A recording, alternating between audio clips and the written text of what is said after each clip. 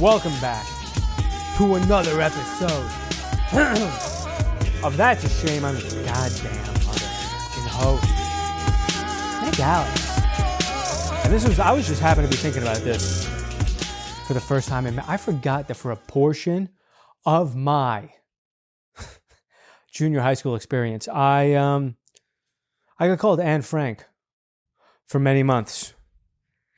And I'll begin this podcast by sharing that story. Man, I forgot. You ever just sit down and in silence think about how much of your life you don't remember at all? Or is it just me? Did I smoke too much weed out of tinfoil to be able to remember vividly a lot of the things I did in my youth? Because I struggle with it, and it bums me out. My wife, she smokes, but she remembers shit when she was 4. Is it just because she had a better life and mine was tougher, so I had to repress a bunch of heinous, horrific shit? Is that what happened? I went to Catholic school from ages 0 to 7. Did some shit happen there that I needed to fucking negate? That cost me a lot of my childhood memories? I don't know. But this one I remember because you remember fucking traumatic shit, and I'll tell you what, this was brutal. For some reason, I don't know, 7th grade maybe? You're 12, going on 13. You're a young guy.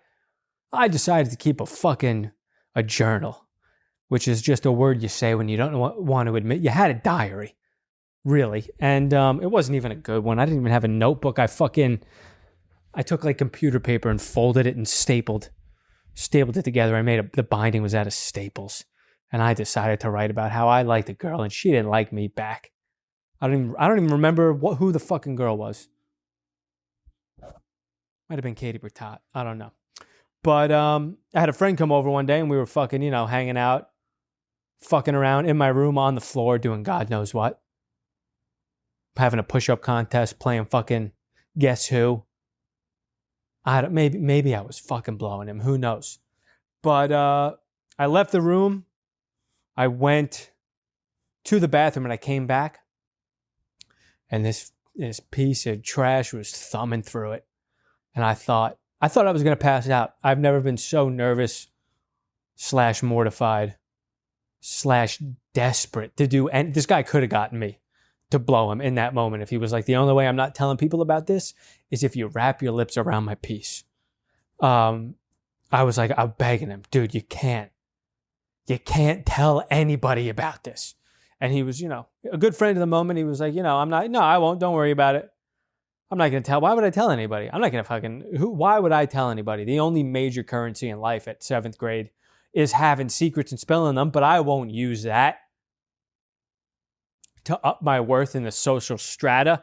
And the next day I went into school and everybody knew. Oh boy, did not one person that existed not know about it. People just shit. Oh, what are you fucking? You got a journal? What are you, a journalist? You got a diary? Who are you, fucking Anne Frank? And that's how the nickname came to be. I was fucking Une Frank for months and months and months, and I couldn't do anything about it because in 7th grade I weighed maybe 65 pounds, had no self-defense skills. That's one thing I'm going to do with my kid is I will, despite his size, I'm going to put him in some sort of boxing, jiu-jitsu, Muay Thai, because no matter how small you are, if you have those skills, you can defend yourself against any other 12 to 17-year-old. If you have a real technical ability in like a Muay Thai, fighting area, you can fuck somebody up. But I couldn't do anything. I just, my mom didn't have me in any of that shit. I was playing the fucking trumpet. That's the best I could have done, was taking that case that was bigger than my body and beating somebody with it. And I should have done that. But I don't even think I was strong enough to lift that case over my head to do any real damage to anybody. So I just had to sit there and take it. I got called Anne Frank for months. And for some reason, eventually it went away. I don't remember why. I think in gym class, some kid got pantsed and he had a fucking small piece.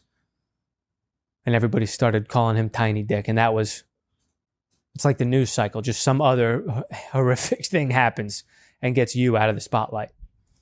And I got to talk about Succession. I don't know if you guys want to hear about this or if you're watching this show. It's a weird show because, one, it's over. It's 4 years. I started it in the pandemic with my gal, with my wife, who was just a woman I was banging back then. And people, it's the weirdest thing. It's like, it's a show that's extremely popular that people love to say you're wrong, it's bad. Any other show that's deemed extremely good, everybody else is just like quiet about their dislike for it. But with Succession, everybody's like, you're a fucking fuck that show. It's bad and you're an idiot if you think it's bad. It's a good show, man. It's a good show. And what's funny is definitely almost no black people like it. I don't think I've met one black person who likes it. Every time I talk to a black person about that show, they just go, oh, it's white people problems, which I think is stupid. It's a very specific family's problem who happens to be white. It's not white people problems. Yeah, all those white people, that own major media conglomerates that, influence elections and travel from penthouse to penthouse in a helicopter. That's who the show is for. Just most of the white people on planet Earth who live that way. Get the fuck out of here. It's rich people. It's extreme. It's not even rich people problems. It's 0.03% of rich people's problems.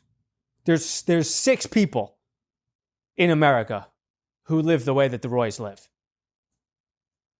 And the show gives you a fucking look into that life, and it's sick. Who wouldn't want to know what it's like to own a fucking news company and determine who's going to be the next president of the United States? And the dysfunction in a family that comes with it. The show is good. Is it perfect? No. But neither is The Sopranos, and that's probably the best show of all time. Everybody expects, if one fucking thing is off, people just want to, it's fucking dog shit. You make a show then. Go make a show. And here's another thing. Anybody who fucking starts a show and gives it 1 to 2 episodes and is like, nah, I couldn't get into it, you're an idiot. Any show that's worth watching has a very rich and complex world that it's about to introduce you to. It's going to take more than 2 episodes to understand what the hell is going on. You got to give any show you start that's serious like that, like a Succession, like a Sopranos, like a Peaky Blinders, a Breaking Bad, a Better Call Saul. You got to give it 4 to 5 episodes. You think in 1 episode you're going to understand whether or not you like the people who you're being introduced to for the first time? And if you can't handle that, TV shows aren't for you. Go watch a movie. That'll be over in an hour and a half. Man, I was thinking about a lot of weird random. You know what I was thinking about? I was always that trans swimmer. I mean, that woman was in the news again for, the woman who came in second place because she got abducted and, punched, I think, by a trans woman. And I used to be like, it's crazy to let biological men swim against biological women. And, the collegiate Olympics or whatever the hell it was. And then I started thinking about it. The girl who got abducted and is now like the face of this movement and is borderline famous, I wonder if she would change what had happened. Because if this biological man never came along and immediately became the best female swimmer, came in first place, destroyed all your records, and made you famous for being the girl who would have been first if it wasn't for that, the alternative to that is you coming first, but nobody gives a shit. If Leah Thomas never came along, not one of us know who this second place girl is. She'd be a first place winner, toiling in anonymity. Instead, she's a second place swimmer, probably swimming in cash, sponsorships, getting paid buckets of money to do lectures and hold conferences, and being the focal point of this media, movement. Or you could have came in first place, been forgotten about 3 days later, and be studying for your real estate license at this current moment, most likely.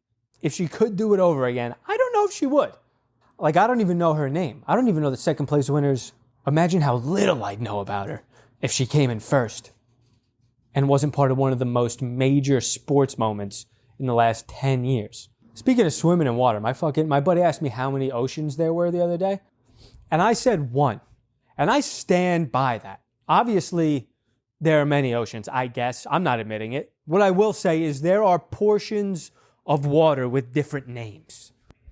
But collectively, it's one fucking ocean, dude. Yeah, there's the Atlantic and the Pacific. But they're all touching. And that's one body of water. In a pool, if you have a shallow end and a deep end, that's not 2 fucking pools. That's one pool.